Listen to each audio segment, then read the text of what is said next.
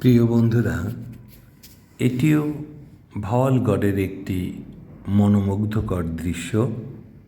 এই যে দেখছি একটি লোক মাছ শিকারের জন্য এসেছে। স্থানীয়ভাবে এই জালটিকে বলা হয় ধর্মজাল। এই ধর্মজাল এই জলে ফেলে এটা থেকে মাছ ধরার চেষ্টা। দীর্ঘক্ষণ প্রতীক্ষায় থেকে একটি দুটি এভাবে মাছ ধরা পড়ে।